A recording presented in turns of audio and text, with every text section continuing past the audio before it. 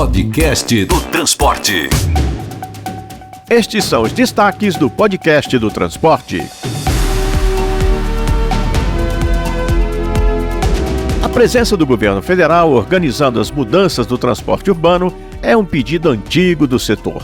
E parece que agora vai, de acordo com Marcos Daniel, da Secretaria Nacional de Mobilidade Urbana do Ministério das Cidades. Acho que é o grande desafio, a governança do sistema de transporte, entendendo que a gente tem distâncias, quilometragens, porém tem autonomias municipais, tem um papel do governo do estado, tem uma conversa com os operadores, integrar isso. Então por isso que a União está entrando, porque é nosso papel coordenar e dar essas diretrizes para as regiões metropolitanas.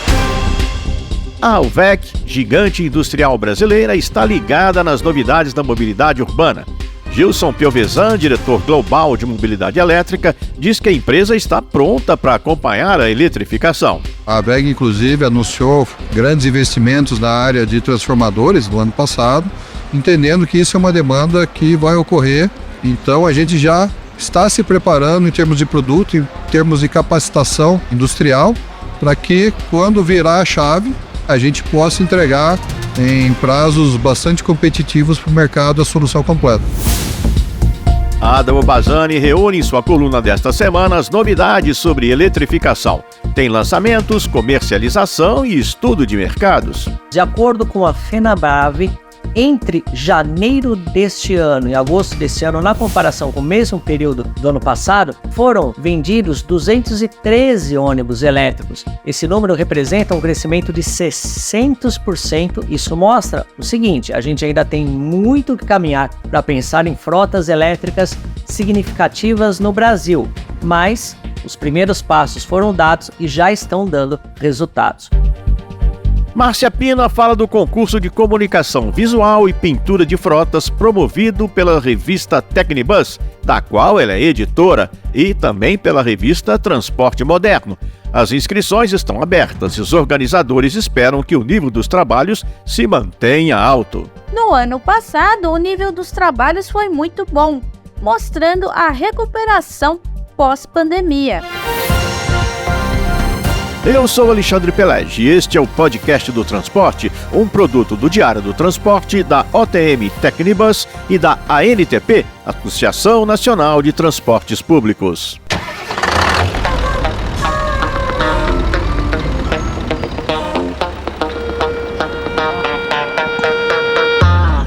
Podcast do Transporte. Com a Abrat, a Associação das Melhores Empresas de Ônibus do Brasil. Aqui o país viaja seguro. A presença do governo federal na Latibus foi relevante. E não apenas pela presença do ministro das Cidades, Jader Barbalho Filho, que nos deu a primazia de informar que os investimentos do PAC para mobilidade serão mantidos. Tinha uma comitiva de agentes que lidam diretamente com o mercado e prefeituras. Conseguimos reunir o diretor Marcos Daniel e o coordenador-geral de regulação de mobilidade urbana, Antônio Espósito, ambos da Secretaria Nacional de Mobilidade Urbana do Ministério das Cidades. A gente traz aqui alguns destaques da conversa longa e produtiva. Por exemplo, o andamento do estudo das 21 maiores regiões metropolitanas do país. Fala Marcos Daniel. Se questionava muito que o país precisava de uma coordenação, avançar na discussão do transporte público, no financiamento, na regulação, em várias frentes. E o Ministério está trabalhando, puxando para ser essa coordenação nessas várias frentes. Então o estudo, a gente está agora na fase de acompanhar os 250 relatórios, então mobilizando consultores do país, a equipe do Ministério, do BNDES, para a gente trabalhar tudo isso e o melhor, tornar público, para que todos possam debater e discutir como melhorar, como chegar lá. Então o estudo inicial não resolve tudo, mas ele começa a mostrar que o Brasil tem capacidade, sim, de se recuperar e fazer um bom transporte. O Marcos Daniel é funcionário federal de carreira e há 16 anos tem analisado projetos do PAC. E ele lembra que esse grande estudo que o BNDES está bancando tenta também desvendar os mistérios da organização básica do país, ou seja, do nosso pacto federativo, e como isso impacta o transporte. O estudo é exatamente para dar esse diagnóstico. Porque não adianta só olhar a qualidade, é tentar entender o porquê é assim. E aí a gente vai esbarrar em questões regulatórias, de financiamento e principalmente questões federativas. que acho que é o grande desafio, a governança do sistema de transporte, entendendo que a gente tem distâncias, quilometragens, porém tem autonomias municipais, tem um papel do governo do estado, tem uma conversa com os operadores, integrar isso não é fácil, a gente precisa de dados para chegar em modelos específicos para cada um, respeitando a autonomia dos municípios. Então por isso que a União está entrando, porque é nosso papel coordenar e dar essas diretrizes para as regiões metropolitanas. Ao mesmo tempo, é preciso falar de um dos entraves atuais e que é a questão do financiamento dos sistemas. Ouça o que o Marcos Daniel, da Secretaria de Mobilidade Urbana do Ministério das Cidades, tem a dizer. A gente tem que evoluir na regulação e no financiamento.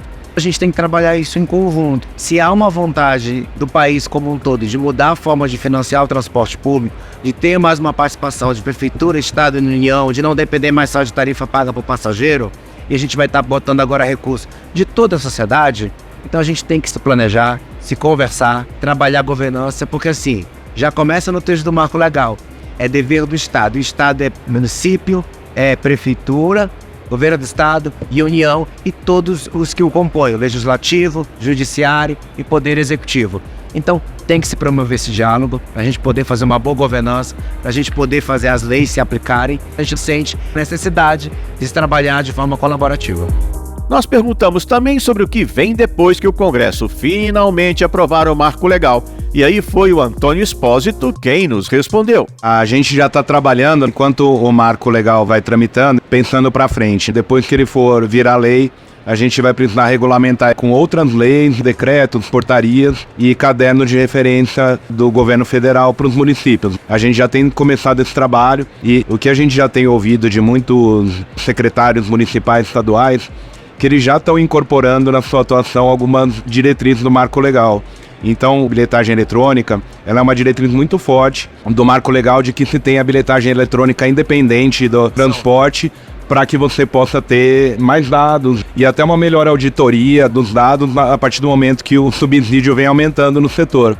O marco ele já é uma ideia muito forte, mesmo sem ainda estar aprovada.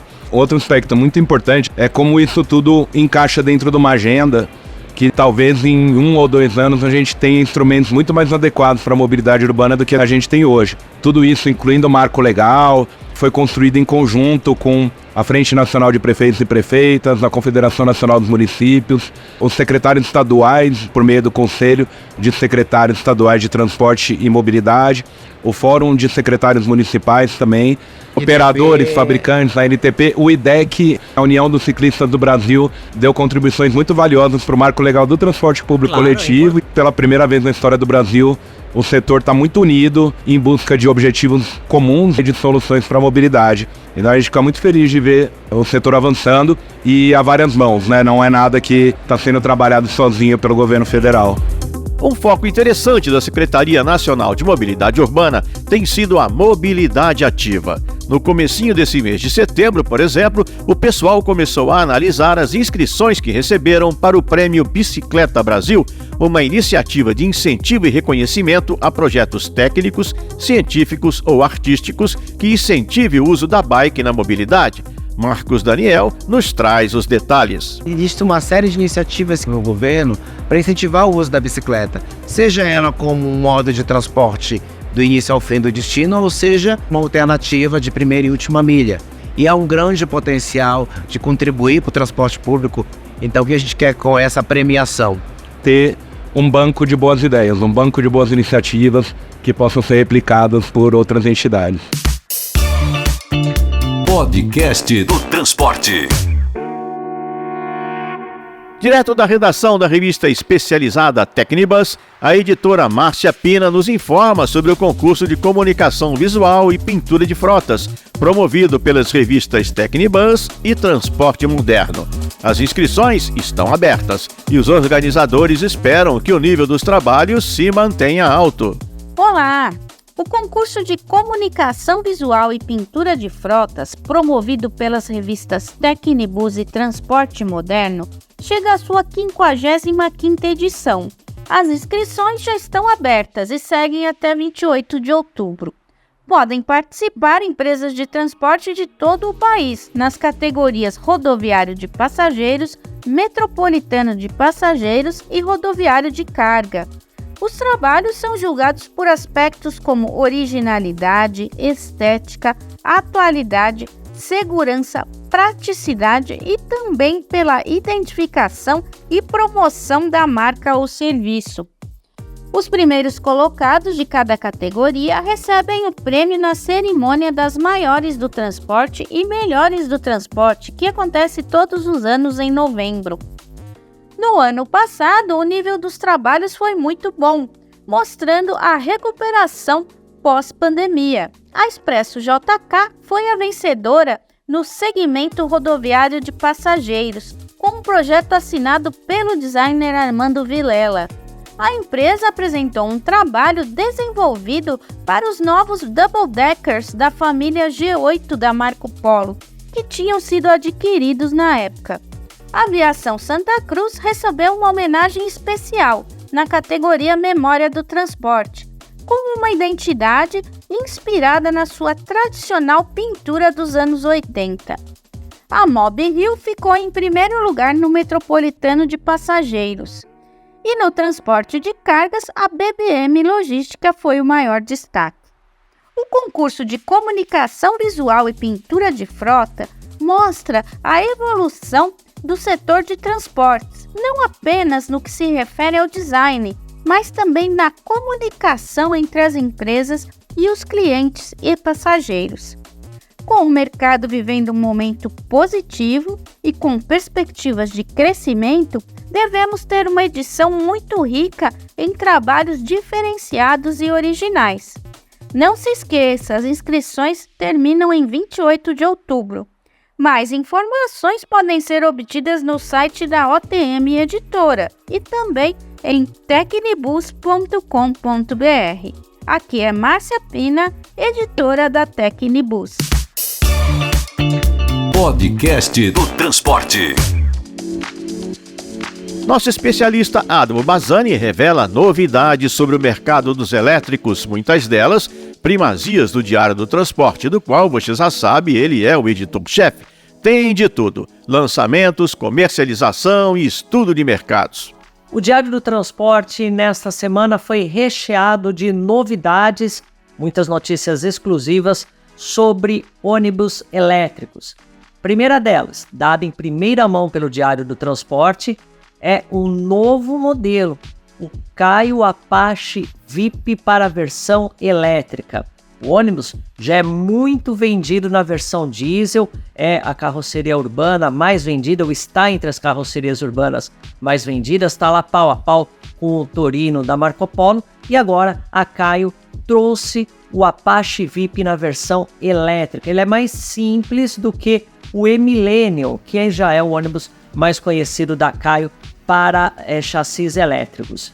A novidade foi trazida em primeira mão pelo Diário do Transporte, que noticiou que o veículo vai ser testado no sistema de Osasco, região metropolitana da Grande São Paulo. Este anúncio, essa novidade, foi passada em primeira mão pelo prefeito de Osasco, Rogério Lins.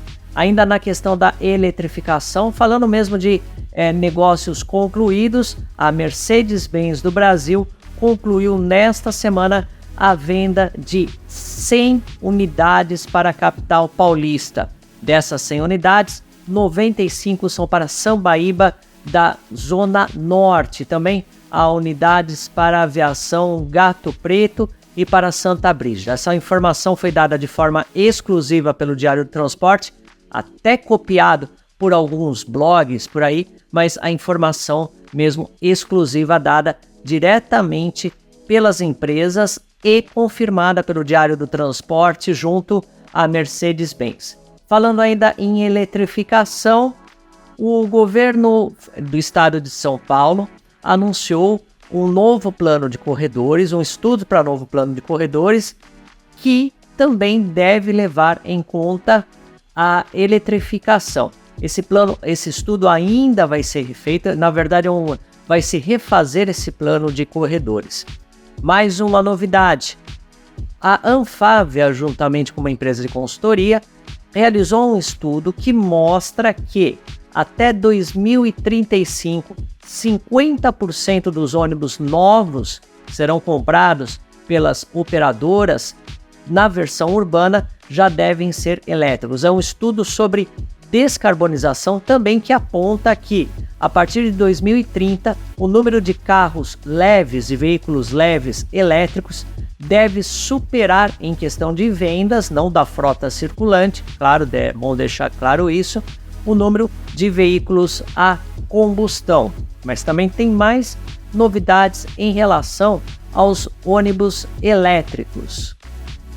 E essas novidades em relação aos ônibus elétricos são da FenaBrave, a Federação Nacional da Distribuição de Veículos Automotores, que reúne as concessionárias e as revendas. De acordo com a FenaBrave, entre janeiro deste ano e agosto deste ano, na comparação com o mesmo período do ano passado, foram vendidos 213 ônibus elétricos. Esse número representa um crescimento de 600%, isso mesmo, 600% em relação ao mesmo período de 2023. Isso mostra o seguinte: a gente ainda tem muito que caminhar para pensar em frotas elétricas significativas no Brasil, mas os primeiros passos foram dados e já estão dando resultados. Tudo isso você confere no Diário do Transporte, com algumas informações exclusivas, outras em primeira mão, muitas delas copiadas por aí.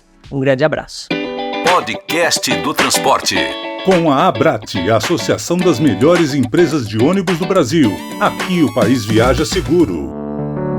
A Abrat, Associação Brasileira das Empresas de Transporte Terrestre de Passageiros, tem transformado o setor há quase 3 décadas. Suas associadas oferecem um dos melhores e mais bem avaliados serviços públicos no Brasil e vão além, apostando em tecnologia e boas práticas, virando referência mundial. Abrat, a Associação das Melhores Empresas de Ônibus do Brasil. Aqui o país viaja seguro. Podcast do Transporte. Apoio Transdata. Conectar caminhos é o nosso propósito. Criar tecnologias a nossa especialidade. Prodata Mobility Brasil. Mais de 30 anos de experiência trazendo soluções inteligentes de tecnologia da bilhetagem. BRT Sorocaba, uma conquista de todos. Podcast do Transporte. O Grupo WEG é uma potência ligada a componentes elétricos e eletrônicos, com uma lista impressionante de produtos que começa com a fabricação de motores elétricos de tudo quanto é porte e vai passando por uma infinidade de itens como redutores de velocidade, geração, transmissão e distribuição de energia, automação e controle industrial, equipamentos para partida e proteção de motores, estações de recarga, no brakes. Isso sem falar no seu braço, fabricante de tintas e afins. E a gente conversou com Gilson Piovesan, diretor global de mobilidade elétrica da WEG, para melhor entender essa gigante brasileira e sua conexão com o mundo do transporte público. A WEG começou na década de 60, em Jaraguá do Sul, Santa Catarina, e ela começou fazendo reforma de motores elétricos. Aí ela partiu para uma segunda fase, fazendo os motores elétricos, e aí ela viu, motor elétrico, eu posso fazer um painel aqui para fazer a gestão do motor elétrico. Aí ela ampliou o escopo dela, mas sempre dentro do foco do elétrico. Aí ela falou, já estou com os motores na fábrica, já estou com os painéis, aqui fora tem um transformador, né? E podia fazer esse transformador também. A gente foi lá, fez os transformadores. E aí depois a gente viu, podemos fazer uma subestação. Aí foi ampliando. Aí, por que a gente não entrou na parte de geração de energia elétrica, né? Os geradores de usinas. E esse é o conceito da WEG. Uma empresa que está sempre procurando novos negócios. Deu para perceber aí que a WEG tem um grande apetite para negócios e também para inovação. O Gilson Piovesan detalha essa cultura da empresa. Ela está na área do etanol, ela está na área do óleo e gás, agricultura, toda a parte industrial ela está sempre presente. E ela também está atuando muito nessas novas tecnologias, soluções digitais, né, a parte de eletromobilidade, energia limpa. A WEG tem 2 números que eu gosto. Ela tem mais de 40 mil funcionários e mais do que 10% dos funcionários são engenheiros, tudo desenvolvido no Brasil. A maioria, tem algumas parcerias lá fora, mas essencialmente aqui é o corpo de engenharia. E também nós temos um número aí perto de 60% de tudo que a gente vende no ano, a vida desses produtos é em média 5 anos. Então é uma empresa muito voltada para a inovação. Gilson Piovesan, diretor global de mobilidade elétrica da WEG, prova com números que esta aposta da WEG em engenharia com inovação tem dado resultados muito positivos para os cofres da empresa. 50% do nosso faturamento, que já passou de 30 bilhões de dólares, eles vêm de operações fora. Ou a gente exporta, ou vem das nossas fábricas de outros países. Nós estamos na China, na Europa, na África, na Ásia, nos Estados Unidos. Mas como é que é a China? Nós temos fábricas lá, já estamos lá na China, conhecemos muito bem o mercado americano, conhecemos o mercado europeu. E nós sempre tivemos concorrência de grandes players, que a gente sempre respeitou muito. E a gente acredita que a gente sempre conseguiu ser competitivo. A nossa filosofia de trabalho sempre colocou a gente numa posição que nos faz crescer. E então a gente acredita que nós vamos continuar esse caminho. Nesse caminho amplo e de muito sucesso da WEG, já faz tempo que a eletromobilidade está no radar da empresa. A parceria com a Eletra, por exemplo, já acumula mais de uma década de existência e a WEG também está presente no ônibus elétrico Attivi da Marco Polo. Mas agora a empresa lançou um gerador que queima etanol e é o Gilson Piovesan quem explica. O sistema de tração ele é elétrico, né? E o que ele tem de diferente é que ao invés de você usar a fonte de energia de eletricidade simplesmente por uma bateria, a gente usa um motor a combustão conectado com o gerador. O diferencial aqui é que dentro das tendências que o Brasil tem trabalhado na área de biocombustível, o etanol ele acaba sendo uma solução que nós podemos chamar de net zero em termos de impacto ambiental. Então ele entra como uma alternativa em casos onde a bateria não seja a solução ideal. Só para lembrar aqui, dentre as muitas frentes de negócio da WEG está a produção de energia em várias modalidades. Energia elétrica, solar, as turbinas das usinas hidrelétricas e ainda o fornecimento de equipamentos industriais para usinas de etanol. E, segundo Gilson Piovesan, diretor global de mobilidade elétrica da empresa, a WEG já está se preparando para atender um boom de veículos elétricos no país. A WEG, inclusive, anunciou grandes investimentos na área de transformadores no ano passado, entendendo que isso é uma demanda que vai ocorrer, a mobilidade faz parte dessa demanda, então a gente já está se preparando em termos de produto, em termos de capacitação industrial, para que quando virar a chave, a gente possa entregar em prazos bastante competitivos para o mercado a solução completa. Podcast do Transporte. Ouça um bom conselho que lhe dou de graça. Trânsito e saúde pública tornaram-se de uns tempos para cá irmãos siameses. Ar poluído e ruído em excesso juntaram-se a índices perigosos de hipertensão, obesidade e diabetes, epidemias do século XXI. No Brasil, a insuficiência do transporte público ainda justifica para muitos o uso intensivo do carro, mas de uns tempos até hoje uma nova onda começou a contaminar muitos brasileiros, somando à questão da saúde a preocupação ambiental e o uso democrático do espaço urbano.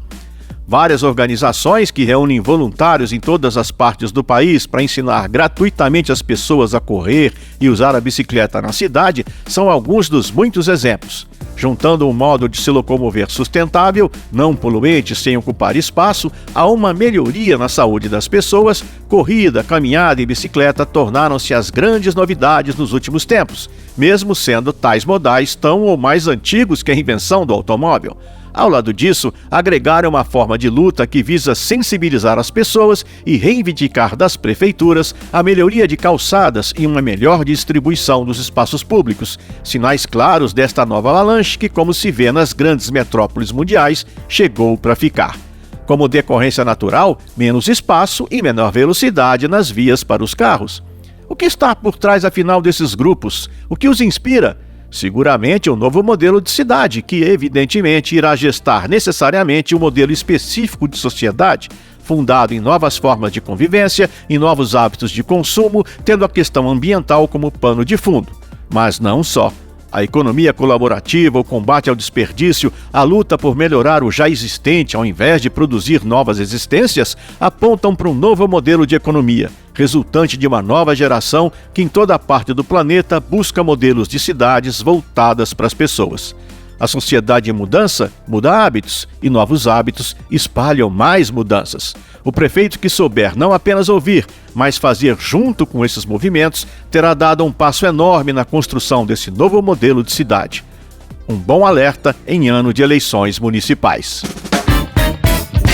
Podcast do Transporte. Nossa, quanta coisa a gente aprende ouvindo podcast, né?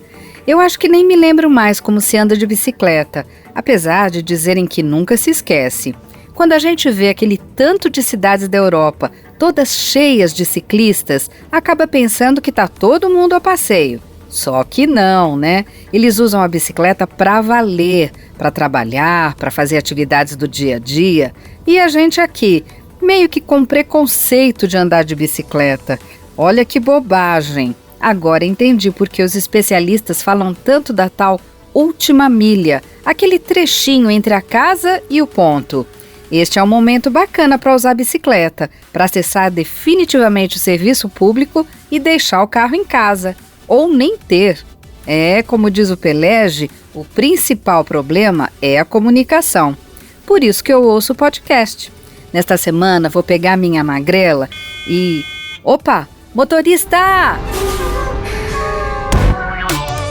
Este é o Podcast do Transporte, um produto do Diário do Transporte, da OTM Tecnibus e da ANTP, Associação Nacional de Transportes Públicos, Prêmio FETPESP de Comunicação. Eu sou Alexandre Pelege e agradeço sua atenção e audição. Em meu nome, no Diádomo Bazani do Diário do Transporte e também do Marcelo Fontana, da OTM Editora, e, claro, dos colegas da ANTP. A produção do Podcast do Transporte é da Toda Onda. No texto, Fátima Mesquita e Meg Vicente, que também nos empresta sua voz. Lala Moreira na edição, Letícia Patu e Mari Camargo na produção. Voz padrão, Irineu Toledo, direção de Luiz Henrique Romagnoli. Gostou do Podcast do Transporte? Então compartilhe em sua empresa, nos seus grupos, para os seus amigos, distribua nosso link, comente, curta, clica no sininho, dê joinha, enfim, ponha nosso podcast na estrada. Ah, sim, todas as sextas nosso canal no YouTube tem cortes especiais com as matérias e nossas mídias sociais. Agradecemos sua participação mais uma vez. Até o próximo episódio. Um abraço.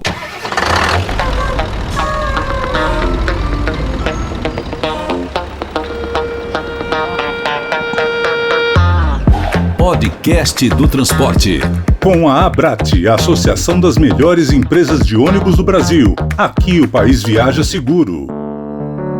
A Abrate, Associação Brasileira das Empresas de Transporte Terrestre de Passageiros, tem transformado o setor há quase 3 décadas. Suas associadas oferecem um dos melhores e mais bem avaliados serviços públicos no Brasil e vão além, apostando em tecnologia e boas práticas, virando referência mundial.